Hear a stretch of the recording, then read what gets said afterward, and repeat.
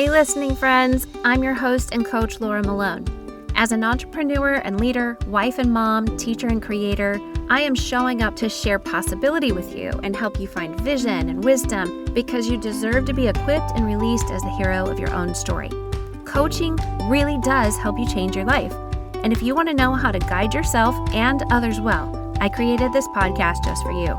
It's a place where you can grab tools, teachings, and ideas for both personal and spiritual growth, as well as entrepreneurship and coaching if that's your thing. So as you listen in, I pray I can help you create a legacy of impact and really start writing the story of a life you love living. Now let's jump into today's episode. Okay, why would you believe that it is not okay, not good or right or possible or wise to invest in yourself? Saying I can't afford to invest in myself is an excuse to not spend your time and your money and your energy wisely and make certain things priorities. I know sometimes we all just feel like we are not worth the investment it would take right now. Other things come first. The kids come first. The diapers come first. The laundry comes first. The bills come first. The job, the business, holding the world up. It all comes first. We are last. But look what happens when you don't invest in yourself, when you don't sow into who you are and who you're becoming. It leads to purposelessness, hopelessness, depression, anxiety, lack of accomplishment at the end of the day, lack of pride in who you are and what you've done, and achievement and success. Ultimately, you end up not feeling very passionate about what you're doing, because if you were passionate, it would be an indicator of investment. And if you don't feel passionate about life or what you dream of doing or walking in the fullness of your calling, then you lack the wholeheartedness that makes you want to jump out of bed in the morning. And at the end of your days, end of this book, right? End of this series of books, at the end of filling the legacy library, right? Do you think you're going to look back and say to yourself, those times when I put my petunia where I wanted a garden to be growing were not worth it? Or would you say, I'm so glad I never spent any money or time on my hopes and dreams because I still get to die without having done what was in my heart to do? Would you ever say those things? That sounds so silly. Do you know people who would say that and be so happy about it? You probably don't, but you probably know people who will say that at the end of their days, who have said that. And I'm encouraging you to step up to the plate, own your story, and do something about it with an investment into who you are and what you're called to do and who you're becoming. So first of all, go listen to the last couple of episodes where I'm telling you books to read and how to go learn things and where to go learn them, totally laying it out for you. And then practice the skills that you already have or the things that you're just starting to learn and actually master it. I am probably a Jill of many trades and a master of few, right? That's okay because I am practicing certain skills because I want to master them, specifically in coaching and entrepreneurship and mentorship and parenting. My art, my acrylic pouring that I do is, I don't know if I'm ever going to be a master at that because it's not the thing like coaching is to me that I jump out of bed to do. But I do get really interested and excited about, finishing something or starting a painting or learning a new technique. But I'm not going to spend, 30 or 40 hours a week trying to master it like I will things in my business and my coaching practice. So what kind of skills do you already have or are you starting to gain that you can invest into more And when I say invest, I don't just mean money. I really mean energy and prioritization and organization in those areas. Like actually investing your time, your energy, your thought life, like actually setting your thoughts on those areas so that you're investing invest your curiosity, invest your wonder, invest research.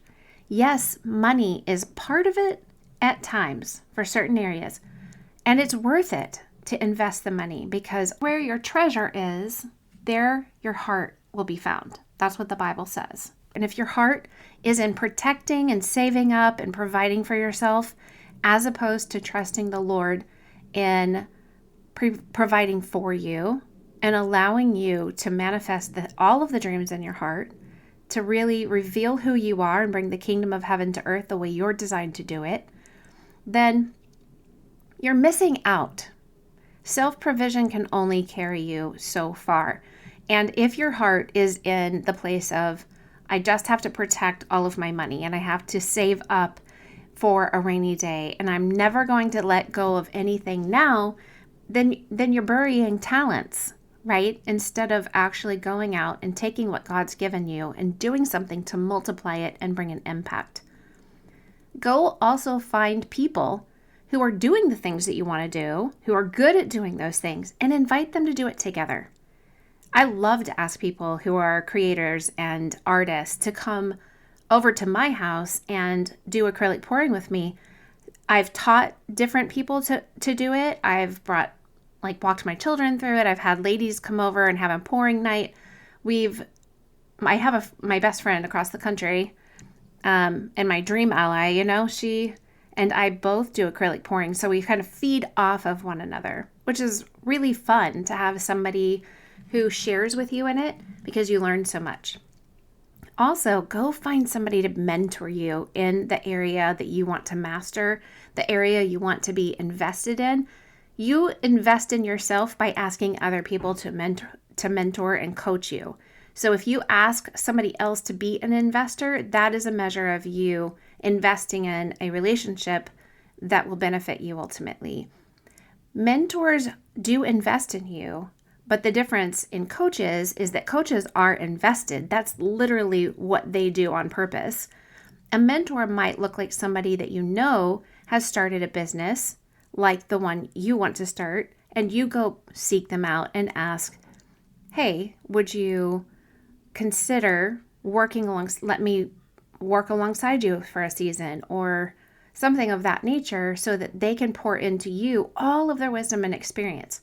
Coaches are invested in your results, not just helping you know everything they know, but really helping you get results. And yes, you have to pay a coach. Sometimes you have to pay a mentor. But when you have a coach, then you are actually going to show up more for yourself because you've made a financial investment as opposed to if it was free. And a lot of times people just don't show up for themselves if they haven't made a financial investment. So it's actually beneficial to you. It's a measure of accountability and deadline because money is part of the contract. And gain some future-oriented behaviors like saving money and mindful eating and doing things for your health now that will benefit you in the future. Everything you do now is going to impact what you're able to do 10 years from now, 20 years from now. The health that you have in your 40s is going to impact you when you're a grandparent and how much you're able to invest into your life season down the road. So think that way. Read books on it and do some research in these different areas. Physically, think about your activity level and brain health, your self-care, getting good sleep, having a strong mental health care support system. Go out and have experiences. Take yourself out to lunch and dinner if you don't have anybody to go with or you don't like anybody you could go with. Take yourself out. Go find someplace beautiful. And if you cannot afford it, I have lived for a couple of decades not being able to afford the places I would really like to eat at So I started taking myself out. Lunch is always cheaper than dinner. And I would find the places that have these beautiful atmospheres and experiences they would create. And I would dress up in whatever I wanted, not super fancy, just feeling cute, whatever, and go for lunch, just eat an appetizer, have a water with a slice of lemon. I go for lime, so you do you. But do something that makes you feel alive. I love experiences and unique atmospheres, so it's important to me. And if I can't afford it, I can still go. I can set aside money. I can say, out of this week, I'm taking this much money, even if it's only $15. You could actually take yourself out for lunch. And if you keep the scarcity mindset that you cannot have those things, you will never have those things. But if you have a possibility mindset, it will open up the possibility of, what if I could have it just differently? What if I scale it all back? Take baby steps. I don't need a 15-course dinner on Valentine's Day. My husband and I, we often go share like a salad, a steak, and French fries.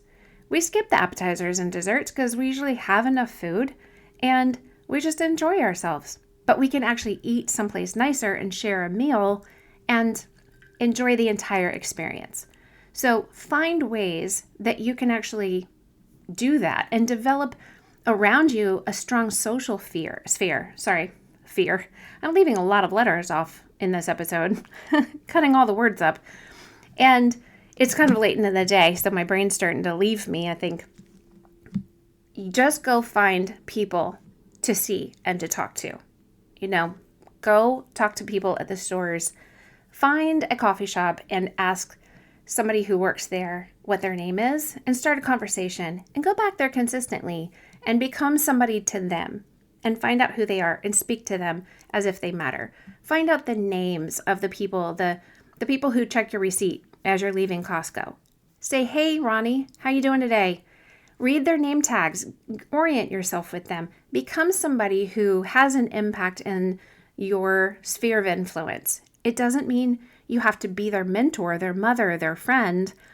It just means that you can be somebody who recognizes the people around you and changes just their day, even just a little bit. And that actually is an investment into yourself because one day you come back and they look at you and say, hey, it's really nice to see you. How have you been? I haven't seen you here lately.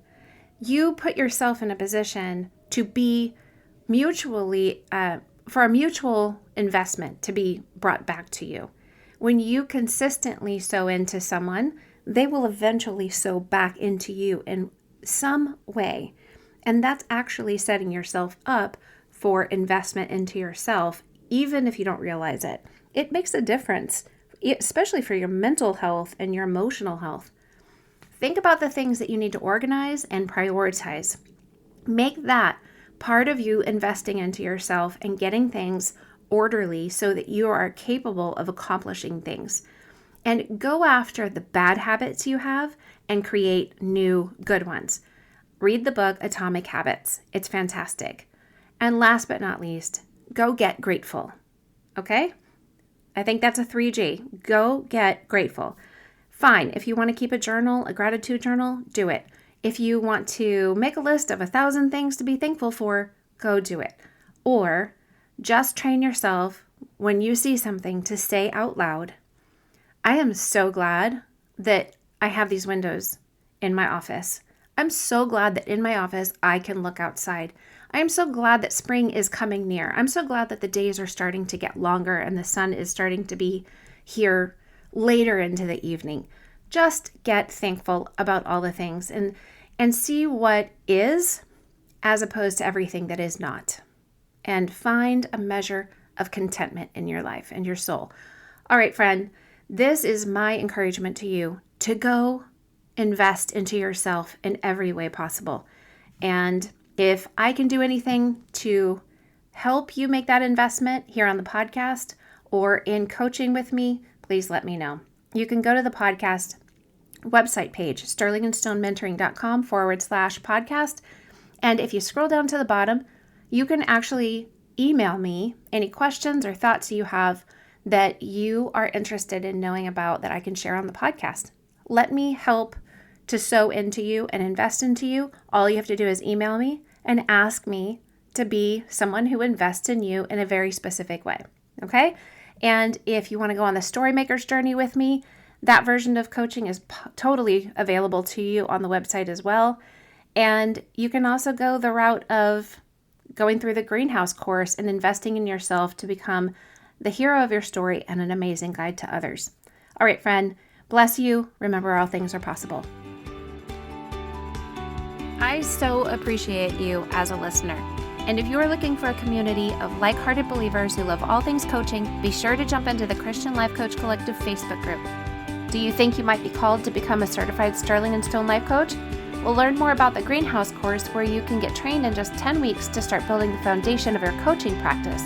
All the links you need are in the show notes. Happy story making!